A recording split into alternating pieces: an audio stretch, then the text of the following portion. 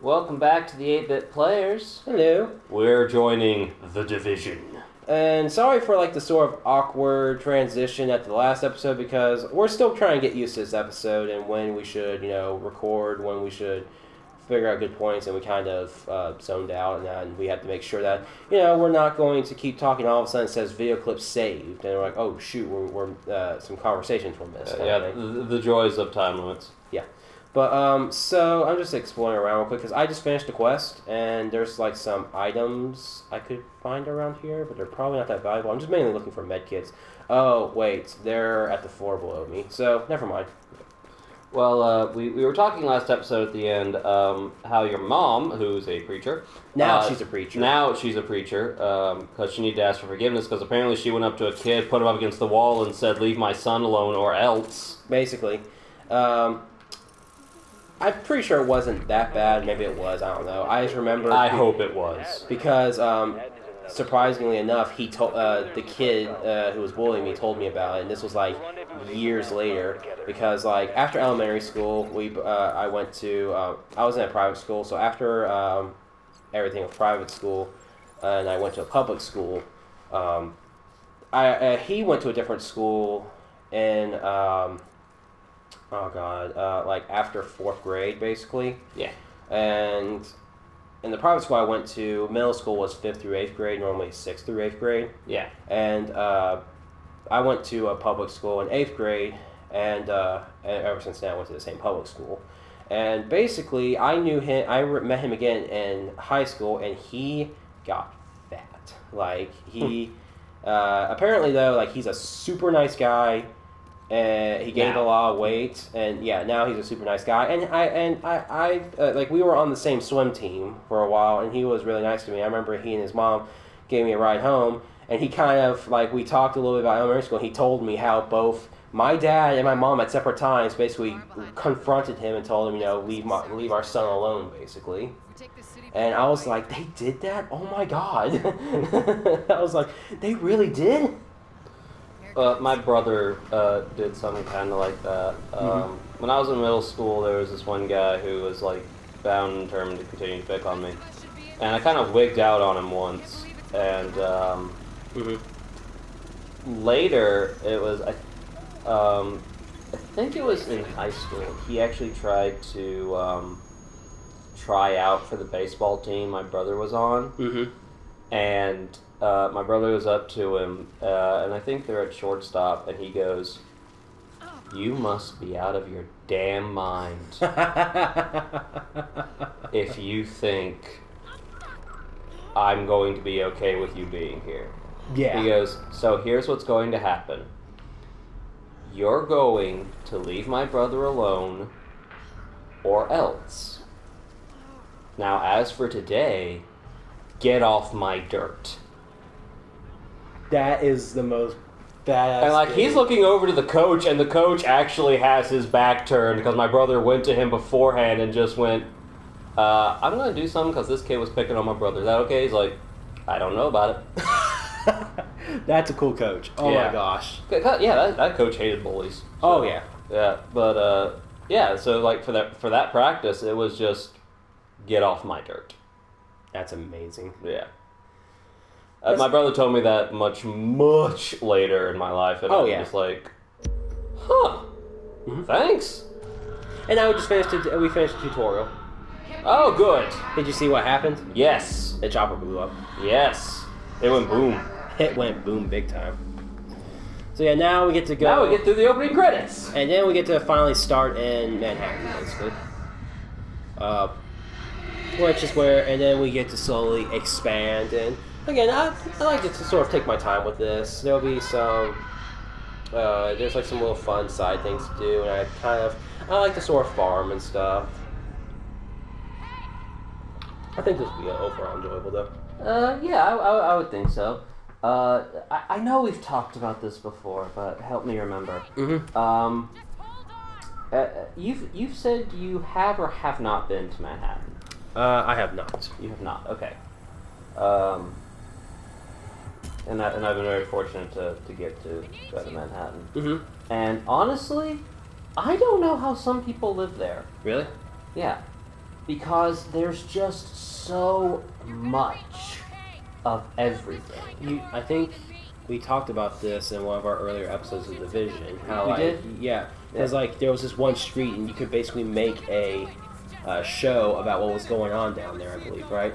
No, that was actually Newark, New Jersey. Oh, okay, gotcha.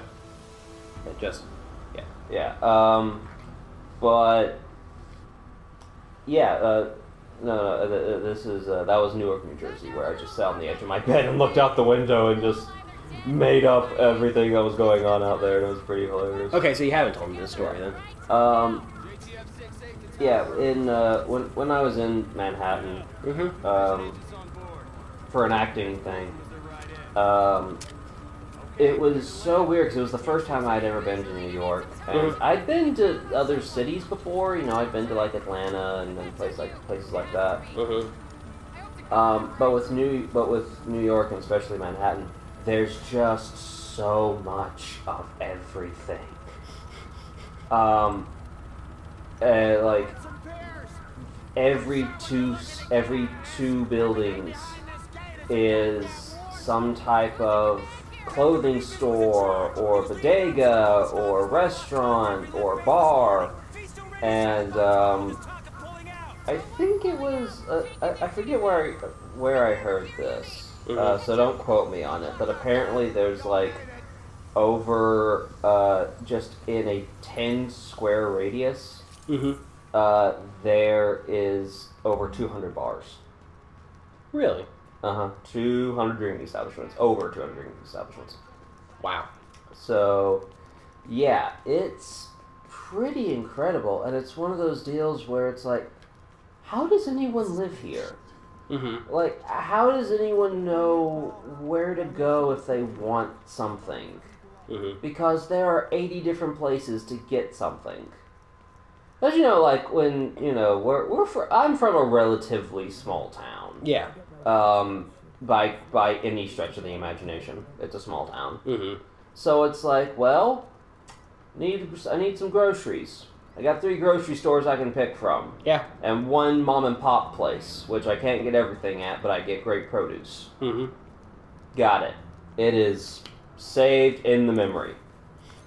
That is it. New York?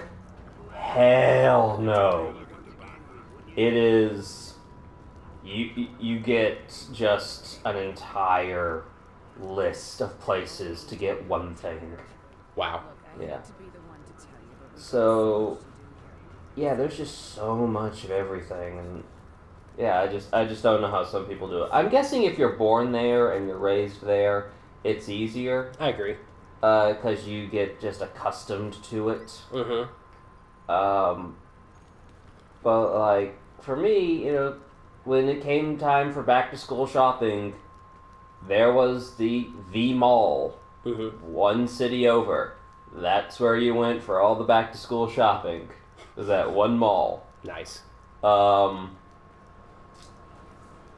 In New York, I don't even know what you would do, because there your schools don't even have names. Really? Yeah.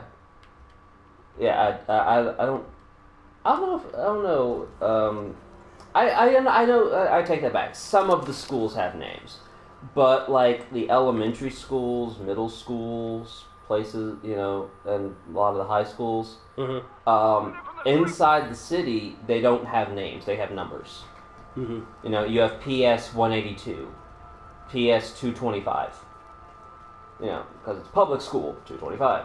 Yeah, I gotcha. So you don't even have names, you just have numbers. I honestly never noticed that because, again, I'm surprised I remember this, but I used to watch Hey Arnold. That was one of my favorite Oh, yeah, I cartoons. love Hey Arnold. The school he went to was PS 118. That now makes so much sense. I never thought of it like that. Because I've never been introduced to anything like that. All of our schools have names. Like I was born in Lexington. I was raised at Lexington Senior High. So I mean, yeah, perfect example. Yeah, so, yeah, love Hey Arnold. Yep. So, anyways, we are now in Manhattan. Yeah, we're in Chelsea. Yep. Well, I think we're getting. I think we're getting there because I think we're still technically, you can see by the borderline, we're in Camp Hudson right now, but we're going to Chelsea. And I'm actually going to. I avoided going here at first because this is part of the main story part. But this is a huge part right here. This mission because it allows us to. It's making our base of operations, and it's where I get to some of my favorite parts of the game. But actually, there's an incident report right here. So let's go to right here. A conveniently placed laptop. Oh look, a dead guy. And right next to a dead guy. Pretty sure we're gonna be seeing a lot of them. Yeah. Yeah, apparently Chelsea and the neighborhood right next to it, Soho, are apparently like really good shopping areas. Interesting. Yeah. Yeah, when I was up there with the acting group that I was with, our last day there, we all the competitions and everything were over, so we all just got to take the afternoon to go wherever we wanted to. Mm-hmm. And because I was the second to oldest person besides chaperones, I actually got kind of made a pseudo chaperone with one group. Really? Yeah, and we went to Times Square. Another group went to Soho. They took the subway to Soho. And I forget where another one went. They might have gone to Central Park or something.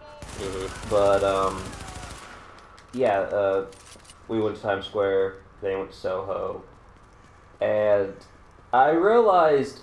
It was actually that trip that made me realize how much of a gap there is between a 16-year-old and a 19-year-old. You told me about this. Yeah.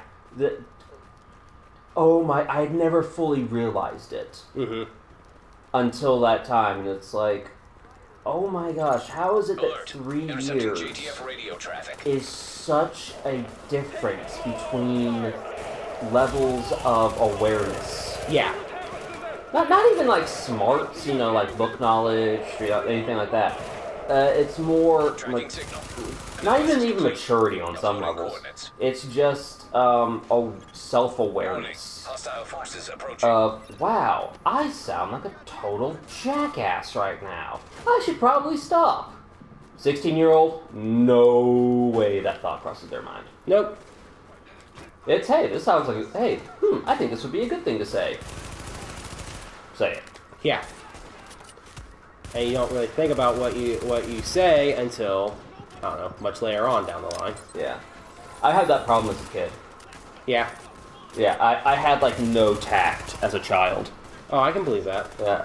I actually had, I won't say who, but I had a lady ask 9-year-old me, what do you think of, how do you think this dress looks on me? Now, I had seen this lady in, like evening gowns for parties before. Mm-hmm. So, I had seen her, all gussied up.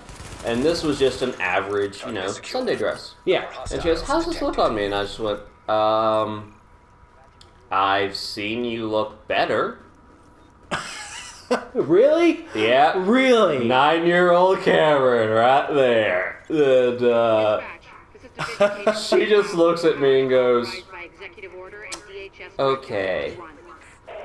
This goes back, puts it on, puts it back on the hanger, back on the rack, and off we go. That's amazing. Yeah. Okay, we're pretty much at a good point. I was kind of hoping that we could continue on because, again, like I said, this is a pretty big part of it. Pretty much after I do this mission, I'm going to sort of go back here and we can sort of explore a little bit more in Chelsea, basically. But we'll do that later because we're 14 minutes into it. We're getting close. So yeah, we will continue this next time on the 8-Bit Players. Later. Later.